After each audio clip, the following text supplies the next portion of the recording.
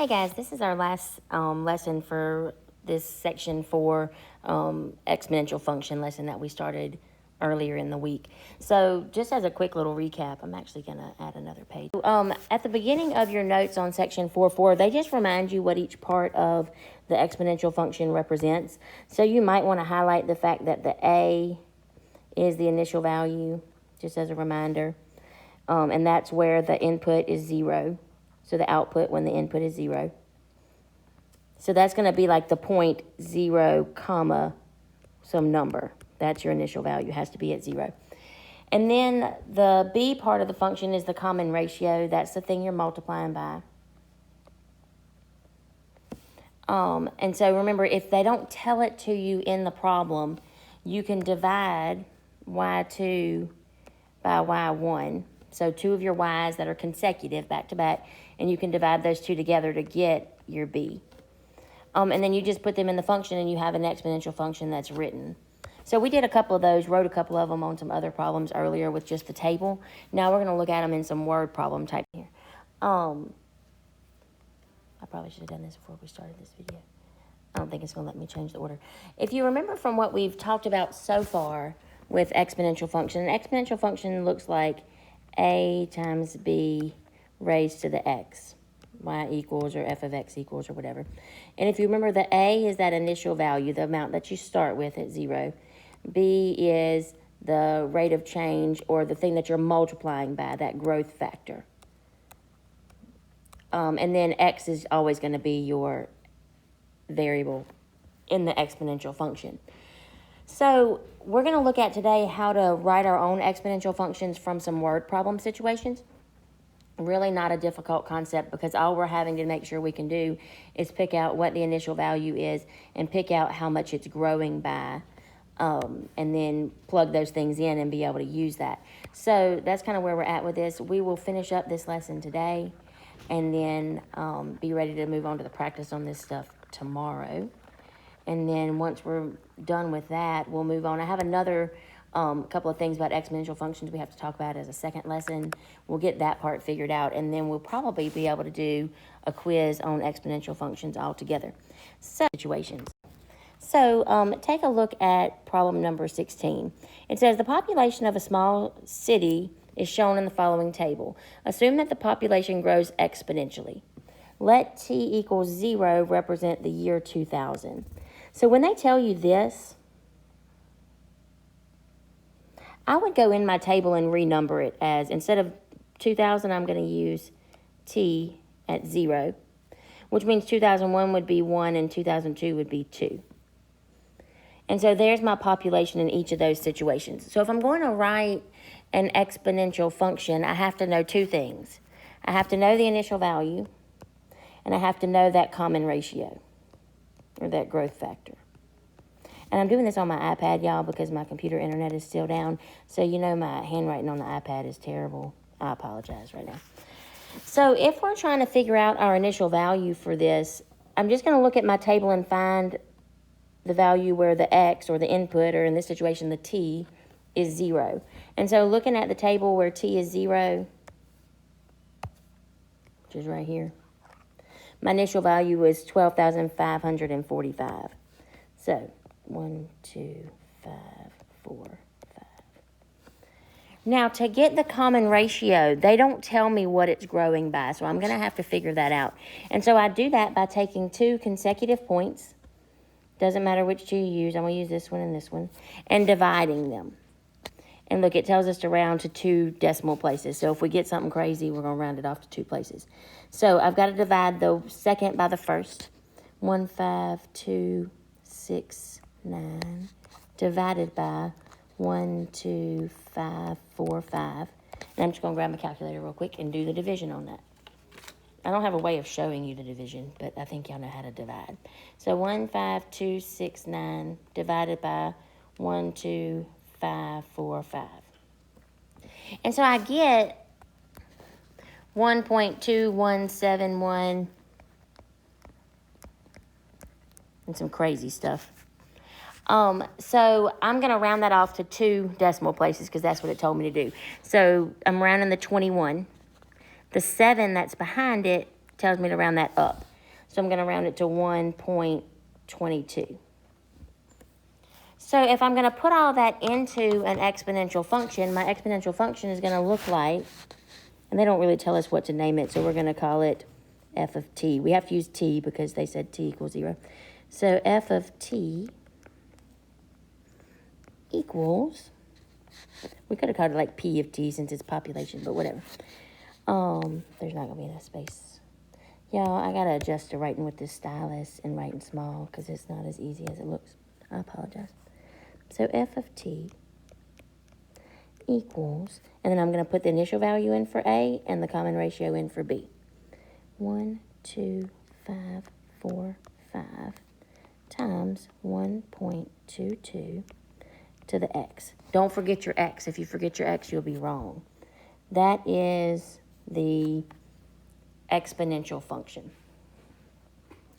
Now, then they want us to use that to predict the population in 2008.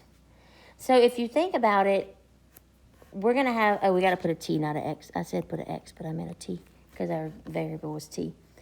So if we're going to use that model to predict something, that means we have to be subbing in a value for the variable t. So 2008 would be 8 years after the year 2000. If I was thinking about continuing this on to 2008, my t would be 8 at that point because that's how many years after the year 2000 that is. So I'm going to take that original function that I made, f of t equals 1, 2, 5, 4, 5 times 1.22. And instead of t, I'm going to put an 8. And I'm just going to calculate that. So 1, 2, 5, 4, 5 times 1.22 raised to the 8th power. And when I do that, and they tell me to round to the nearest person, so I get 61567.1 and some change. So 61,567 would be our prediction.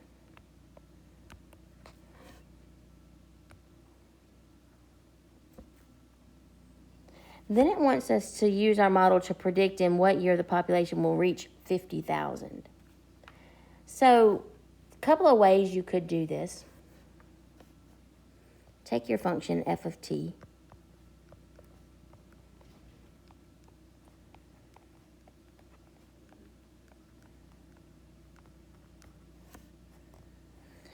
Put the x or the t back in there. We don't know what that is. So there's some options. You could take the f of t out and put 50,000 in there.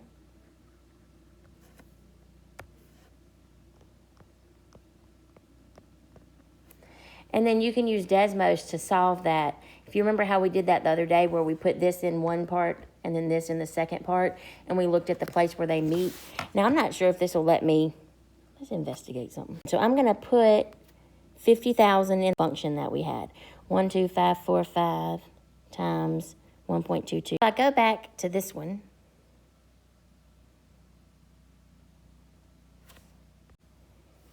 okay, so if I'm looking at what I ended up with, that value of t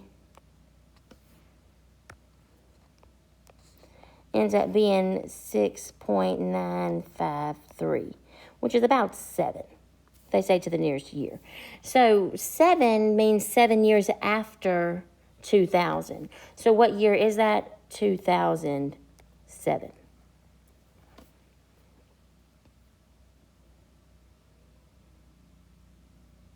Okay. Let's go and do another one. I think the more we do, the easier this will get. But basically, if you can write your function, you should be able to evaluate it by subbing something in for t, or use Desmos to solve for t if you know what the value is going to equal. It's just like an equation, but you can use the Desmos to solve if it's an equation problem and not one that you just have to evaluate. I don't know if it... I think I'm going to go... Oh, wait. Do this. Boom. I'm learning as we go, y'all. Yes, this is the best thing ever. Okay, I'm going to type that in first blank. What just happened? Okay, 50,000. And in the second blank, I'm going to put the original raised to the t. What just happened? 1, 2, 5, 4, 5. All right. 2, 5, 4, 5 times 1.22 raised to the, it don't really matter what we put. I'm going to put an x in there. And then I need it to equal 50,000. And I think if I click off of this and go back to the slide before, that we end up with this thing clearing out. So I'm going to just do like that. So I've got my function in there. Now I'm going to zoom way out, like super duper way out, because I got to hit 50,000, which is a long way away. All right, here's 50,000. I'm going to zoom back in at that spot, because I need to find the place where my function crosses 50,000.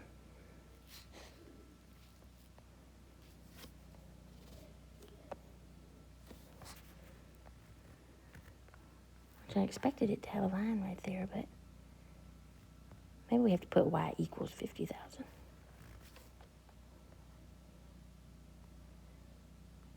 Yeah, we did. Okay. So the point where it crosses there is 6.953, comma 50,000. So, clear. How did it not clear it that time? I like how it, oh, just kidding. All right. So I'm going to type in 100,000, or y equals 100,000.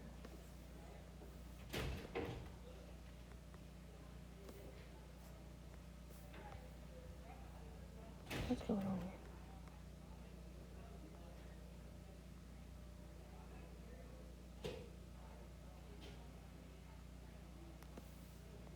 And then I'm going to put 2 times 16 to the x. All right, and again, I'm going to have to zoom way out to find that 100,000 mark. There it is. I'm going to zoom way back in. Oh, maybe I don't have to zoom way back in. Okay, so I get 3.902. All right, let's go back. Let's touch it so it'll refresh itself, maybe.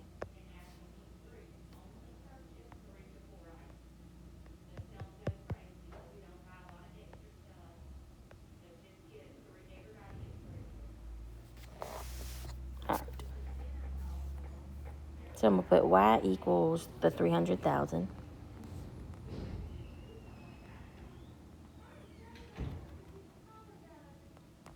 And then I'm going to put in the rest of the function on the other side. So 208, whoops, times 1.034 to the x. All right, and now again, I got to zoom way out because I got to get to 300,000, which is far, far away. But we'll get there. And there it is. And my point of intersection is 10.954.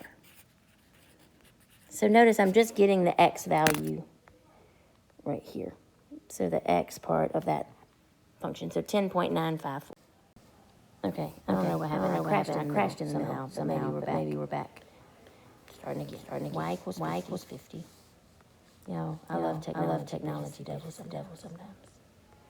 All right, and the other part. 100. 0.888 to the x. Okay, I don't even know. I guess I gotta erase that.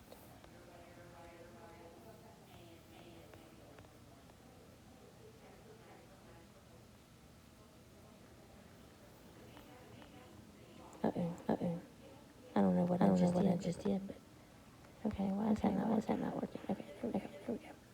So I'm looking for that point of intersection there, which is 5.4422.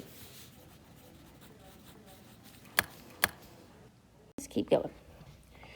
So here we have another one, and it says you try it, but we're going to still do this one together because I think we need to. So this one says, the table shows the value V of N of a car after N years of purchase, which means we're going to use V of N and N for our input-output. This will be output, that'll be input. And they want us to assume that the value increases or decreases exponentially. So when I look at this, if I'm going to write a function, my function is going to be V of N equals, and then remember we have to have an A and a B raised to a power. The A is going to represent the initial value, the value at 0. So this one tells me the value at 0, 24,800. So that goes here. Now to figure out my common ratio, again we're going to go 2 decimal places, we're going to have to divide because they don't tell me how much it's decreasing every time.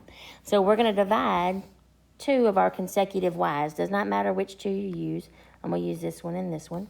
So I'm going to do the second one, 21,328, divided by the first one, 24,800. And yes, it's going to be a weird decimal because, or it's going to be smaller than 1 because it's decreasing. The value of a car depreciates over time. So 21328 divided by 24800 is 0.86. And it was nice and pretty, so we'll leave it like that. And then again, we're going to raise it to the N power because they told us to use N as our input. So B says, you finance the car for 5 years. What's the value when your loan is paid off? So the part of this that represents its value is the part that's V of N. So we're going to solve for that when we know the N is the number of years. So I'm going to take that 5 years, plug it in for N.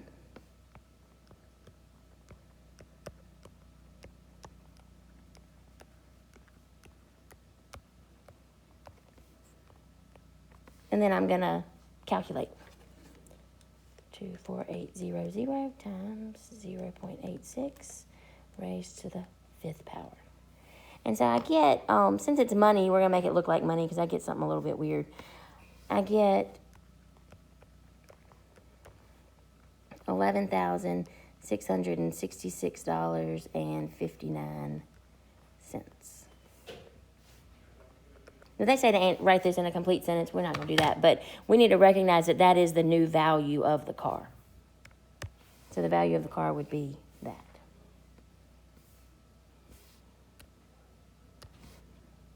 This is supposed to be a decimal. Doesn't look like one. Fix it. All right. It's over here. There. Let's look at this one. So this one doesn't give us a table. It might help us to create a little table when we work through it to be able to figure out what we've got. But it says rabbit populations are known to grow very quickly. Suppose in 2000 you bought a breeding pair of rabbits. By 2001 you were the proud owner of 32 rabbits. Assume your population continues to grow and grows exponentially. So they want us to write a function for this of the population of rabbits, P of t years after 2000. So P of t equals, and we've got to put this function together. So remember, the first thing that we put in is the initial value, the amount you start with. So if you bought them in 2000 and you bought a breeding pair of rabbits, that means in 2000, or at 0 years, you had 2 rabbits. By 2001, so 1 year later, you have 32. I'm going to use this information to help me write my function. So there's me a little table of t and P of t, basically. So that means my initial value is 2. To figure out how much it's growing by, I'm going to divide 32 by 2, because I divide my 2 consecutive y's, and I get 16. So my rate is 16 raised to the t. So 2003 would be 3 years after 2000. So I'm going to use a t that is 3, and I'm going to plug that into that function. So p of t is 2 times 16 to the third.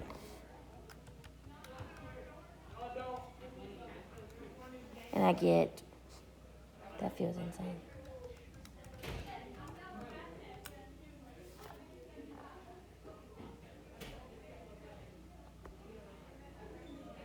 That's a lot of rabbits, y'all. 8,192 rabbits. Y'all, that would be insanity. Just gonna say. It says, according to your model, in what year would your rabbit population exceed 100,000 rabbits? Round your answer to the nearest whole year. So that's one where they're giving us the total number of rabbits, the rabbit population, and we have to find the year. So instead of plugging in for t, we're going to plug in for p of t. So that means 100,000 will equal 2 times 16 to the t. And that's a situation where I can use Desmos to solve that. So I'm going to go back to, I'll jot that down because I can't flip back and forth. 100,000 and 2 times 16 to the t. Okay.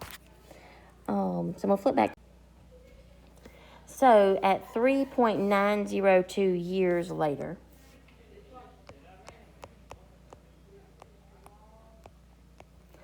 so remember, t is the number of years after 2000. So that means 3.9 years after 2000. They say the nearest whole year. So basically 4 years later would be 2004. So they're saying if you started out with 2 rabbits, by 2004, you would have 100,000 rabbits. That's insane. Okay. Back over. Moving on. Let's try this one. In 2010, the population of Gilbert, Arizona was about 208,000 people. By 2011, the population had grown to be about 215,000. Write an exponential function that expresses the population t years after 2010. Round it to 3 decimals as needed. So again, it might be helpful to you to make a little bitty table with information they give you. So if t is going to be years after 2010 and p of t is population, then in 2010, you're 0 years after, and you're 208,000.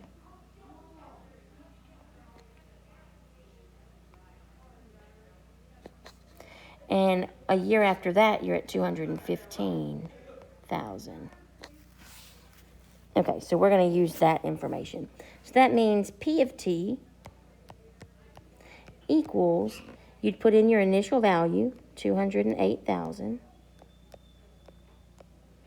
times your common ratio. So again, we have to divide that to get it.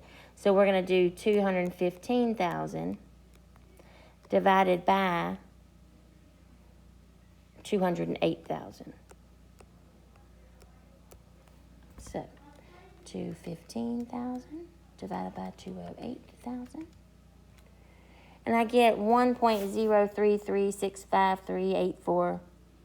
It's a whole bunch of crazy. So 1.0336 ... So they want me to round it to 3 decimal places. So 0.336 would make that last 3 round up to a 4. So 1.034 to the t. Now 2014 would be 4 years after 2010. So I'm going to put 4 in for t and calculate. P of t equals 208,000 times 1.034 raised to the 4th. And I'm just going to plug that in a calculator.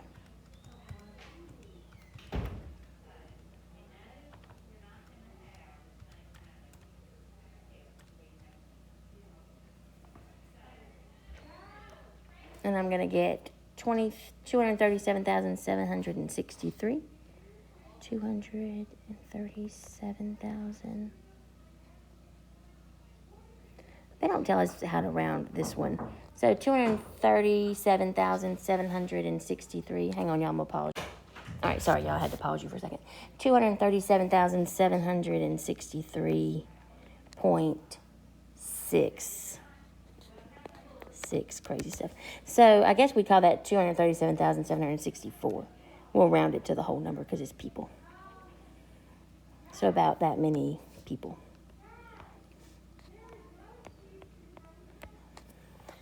All right, and then they ask us to predict what year the population would reach 300,000. So again, the part of the function that represents the population is the P of t part. So we would plug 300,000 in for P of t, and we would be solving for t. And our Desmos will do that for us. So I'm going to jot that down first, and then we'll jump back to Desmos. 300,000.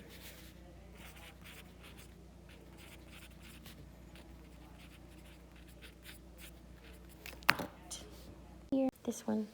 So t equals 10.9. So we're going to call that 11. So about 11 years later.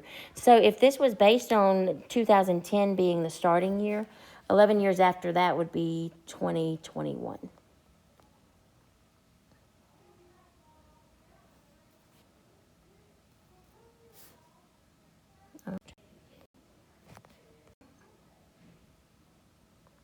Now this one gives us the function, and they ask us to explain some things about it. So it says 1 8-ounce cup of coffee contains 100 milligrams of caffeine. The function a of x equals 100 times 0.88 raised to the x gives the amount of caffeine in milligrams remaining in the body x hours after drinking an 8-ounce cup of coffee. Show all your work, write your answers in complete sentences, round to 2 places. So we may or may not write our answers in complete sentences, but we will look at how to evaluate these things and rounding them if necessary. So this one first asks us to find the vertical intercept of the function. So remember, your vertical intercept is where your x is equal to 0. And we already know that from our initial function up here, because we know the initial value is where x equals 0. That's our initial value, our vertical intercept, our y-intercept. That's all the same thing. So that means that our vertical intercept for this is 100. But we would call it 0, 100, because that's the ordered pair, the point, and a vertical intercept is an actual point. So 0, 100, but I get that 100 from this. It's always going to be 0, that initial value number. So its meaning in this situation is that at 0 hours later, because it's hours after, you have 100 milligrams of caffeine.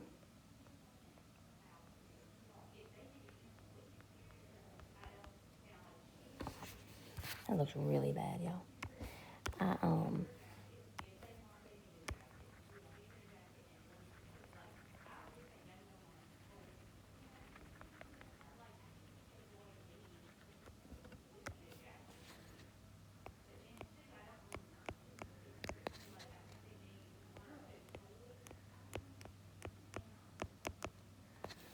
Well, it is what it is. Then it wants to know how much caffeine is in the body 8 hours after drinking a cup of coffee.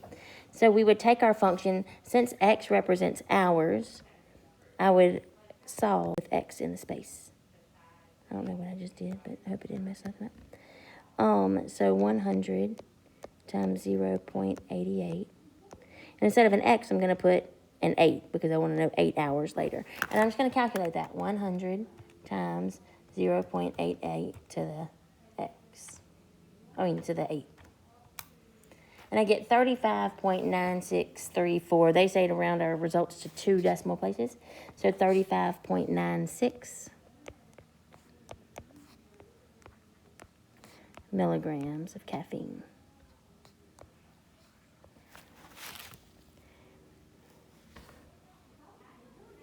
And then they ask us how long would it take the body to metabolize half of the caffeine from 1 8-ounce cup of coffee? Or basically, how long until you only have 50 milligrams in the body? So since the a of x part represents the amount of caffeine left, we can put 50 in for that.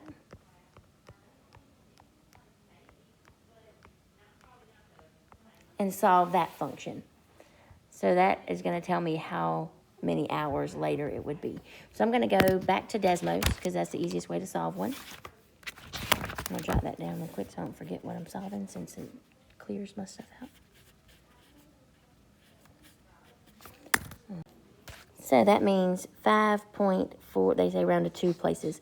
So 5.42 hours later is when you only have 50 milligrams left in the body. So that's a little lesson on how to write exponential functions and then use exponential functions to solve problems. So take the rest of the notes in your packet on that information, and then you should be in a good place to be able to work the problems that are in the practice that is on Canvas at this time. So thank you. Let me know if you need help or have problems. The Google Meet will be open starting tomorrow morning at 8 o'clock. So if you need to jump on at any point with questions, you can do that at that point, or you can always just message me through Canvas. Either way works. Y'all have a beautiful day.